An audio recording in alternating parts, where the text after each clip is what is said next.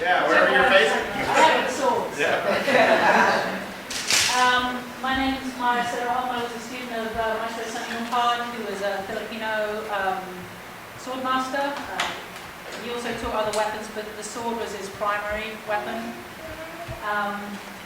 He was very well known in certain circles for fabricating weapons and designs. I brought this one along.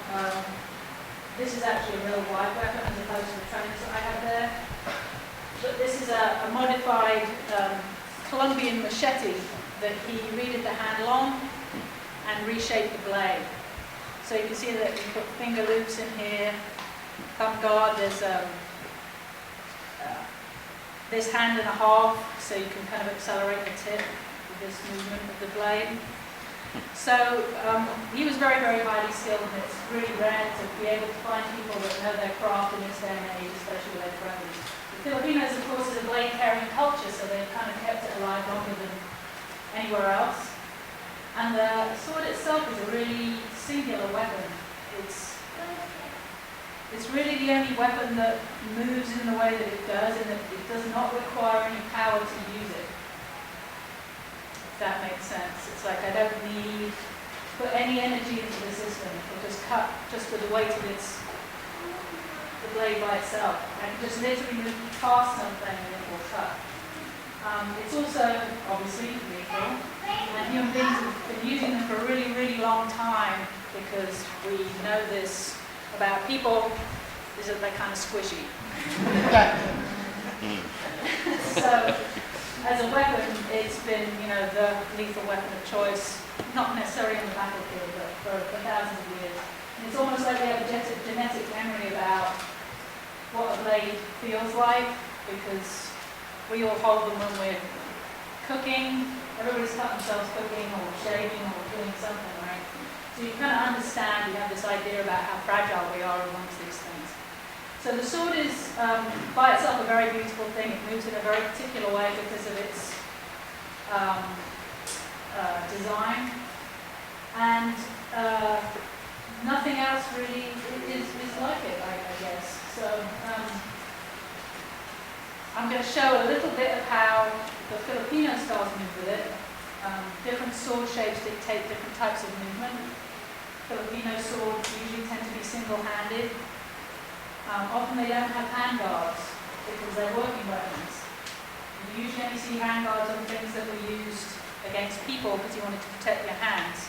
But these were something that people carried around all day and used in their daily work, and so this was their weapon of choice. Usually single-handed weapons, made out of some kind of sprung steel, usually not very high quality. Obviously Japanese swords, everybody knows about Japanese swords and how great, the steel that they were made out of, and it's this art. These are not like them. The system that I learned is all about the fact that this is a not very high quality piece of steel that will break if I bang on it too hard. It doesn't have a hand guard, which means I've got to protect my hand. It's single-handed, so it's an easy daily carry. It's not like a long weapon. It also comes from a culture that is very hot weather, so people don't wear a lot of clothes. If you look at some of the historic European stuff, they use their weapons very differently because it was designed for different climate where people were wearing heavier armor, heavier clothing, boots, that kind of stuff. In the Philippines, the foot is a huge target because people wore sandals. They're not really that armored. They're not wearing heavy clothes, right? So again, the movement dictates, or the movement comes from the context that this came about in. So it's this very strange combination of lethal but very fragile too. It's like I'm the least protected with a very lethal weapon that might also break. So when you watch me move, it comes from that kind of background. And every sword is like that. You'll see some of these weapon shapes are slightly different. This is a short canuti from the Visayan Islands. Again, this is one my teacher made as a trainer, so it's not real steel. But all the curves in it mean something. This one kicks off the fingers if somebody tries to cut your hand off. The thumb, this one is actually for fighting against somebody because it has this hand guard that protects my fingers. This back curve here on the tip means that I can hit backwards, make little kind of gouging holes with it. It's very fast. The tip's really, really fast. This one that I was just holding is kind of a longer panute, so the weight's in a slightly different place. This does not have a hand guard. Again, it's very quick because the tip is very narrow. I can still do the back cuts, but I have a longer draw across it because it's a longer weapon. These weapons are like kind of pirate blades or butcher blades. The curve on the back of this means that I can draw it around my body very, very, very naturally. So how it moves, because of the curve, means I'm not going to stab myself when I move with this. So this one also can turn corners. I can do all these gouging things, but because it's heavier, it tends to have a less quick tip on the end. So that's a very quick kind of crazy of sword design. There's a lot more to do with it. They're fascinating weapons. But these are our basic play tools in the system that I use. Okay, what can I grab you? So most people think, we're just going to use these ones because they're biggest so you can see them the best.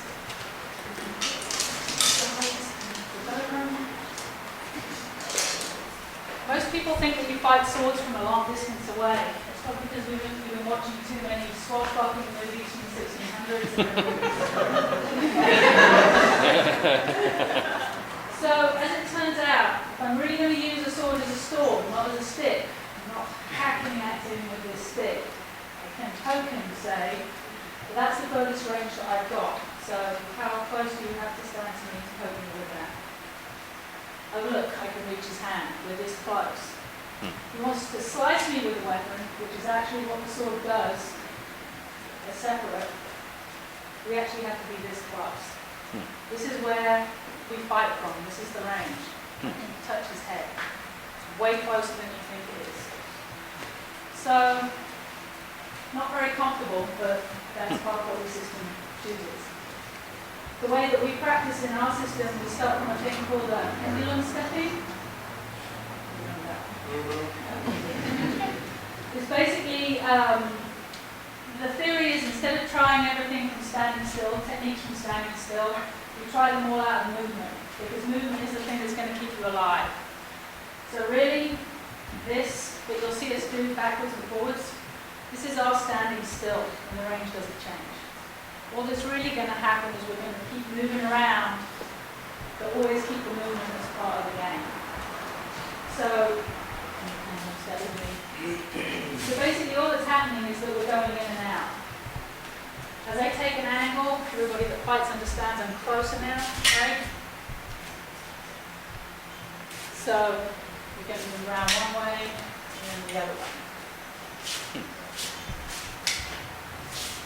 Sometimes we just look at motion, like I'm just going to practice my evasion with body angulation.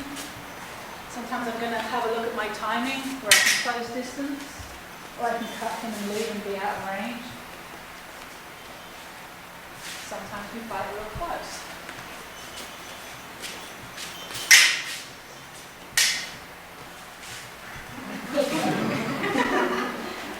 So, despite the fact that we've got a long weapon, we're going to try and use it at all the ranges. So yes, I can cut him from here maybe, distance. But how far do I have to move and still get out of the way of the weapon? Nice. Right? So that's how our play looks. So we practice everything in play. Learn how to manipulate the weapon, become comfortable with it.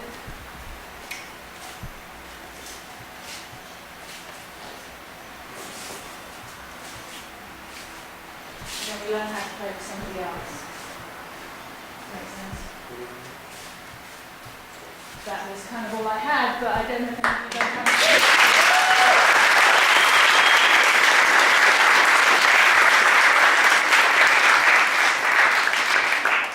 Thank you very much, Maya. I'd like to add that, I've trained several different styles of edged weapon work and impact weapon work. And it wasn't until I started training with Maya and with Jason doing the science style that it is the most efficient style I've ever seen. And you can really see when you watch them move. How they move, how the blade moves. And I kind of look at it and I'm like, oh man, I can't really move like that. And people say like, what is your primary means of self-defense? Like, is it your empty hands? Is it this? Do you have a concealed carry permit? Around the world, most often anywhere around the world, an edge weapon is still going to be your primary.